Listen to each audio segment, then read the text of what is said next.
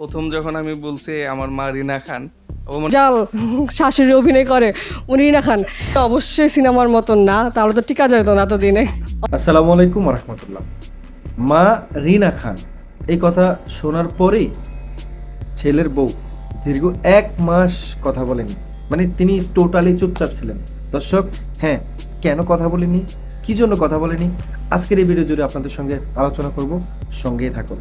তার আগে বলে রাখছি, আপনারা যারা নতুন দর্শক আমার এই চ্যানেলের জন্য অবশ্যই আপনাদের ভালোবাসা নিয়ে আমার সামনের দিনগুলো চলা, ইনশাল্লাহ আপনার সঙ্গেই থাকবেন, চ্যানেলটিকে সাবস্ক্রাইব করে পাশেই থাকবেন। এই যে স্ক্রিনে দেখতে পাচ্ছেন আমাদের পরিচিত একটা মুখ, রিনা খান। এই যে অভিনেত্রী রিনা খান, তিনি কিন্তু শৈশবের যে সিনেমাগুলোতে আপনার যেভাবে অভিনয় করেছেন, একজন দাজ্জাল শাশুড়ি হিসেবে তিনি যেভাবে পরিচিতি লাভ করেছেন, এই মানুষটাকে তো আপনারা সবাই চিনেন, তাই না? শৈশবে যাকে দাজ্জাল শাশুড়ি হিসেবে আপনারা সবাই জানতেন, মানে দেখা যাচ্ছে যখন মা, চাচিরা, দেখা যাচ্ছে আপুরা, ভাবিরা সবাই যখন বসে একসাথে আপনার সিনেমা দেখতো, এই যে যখনই মানে এই মানুষটাকে দেখলেই মনে হতো যে সবাই একটা রাগান্বিত হতো যে এমন শাশুড়ি হতে পারে।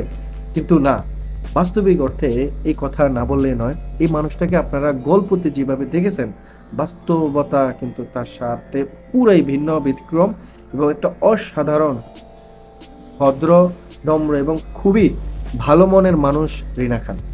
আপনারা জানলে অবাক হবেন যে তার সন্তান যখন মানে বিয়ে করবেন, যে বউ মানে যাকে বিয়ে করবেন, সেই মেয়েটি আপনার দেখা যাচ্ছে যখন শুনেছে তার মা একজন মানে রিনা খান, ওই যে অভিনয় করে সেই রিনা খান, মানে গল্পের মাধ্যমে যেভাবে তিনি দাজ্জালের পরিচয়টা দেখাতেন, মানে একটা কেমন কেমন একটা মানে বউকে কিভাবে নির্যাতন করে, মানে এই যে ব্যাপারগুলো, এগুলো নিয়ে কিন্তু কিছুটা হলো সামাজিকভাবে একটু মানে কথা শুনতে হতো।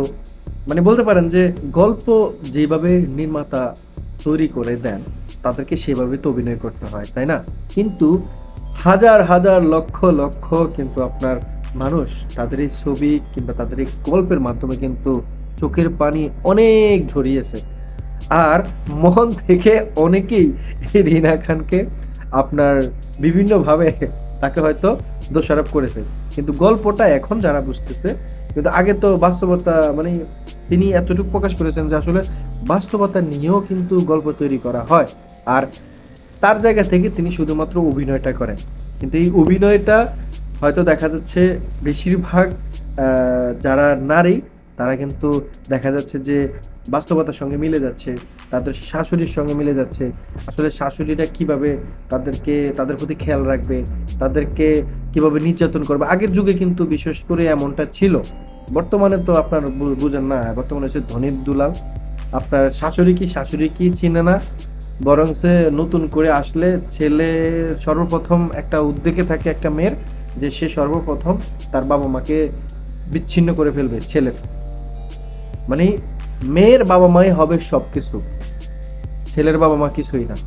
যদি এভাবে হয় তাহলে সংসার সুখের, যদি না হয় তাহলে অশান্তির কারণ হয়ে দাঁড়ায়।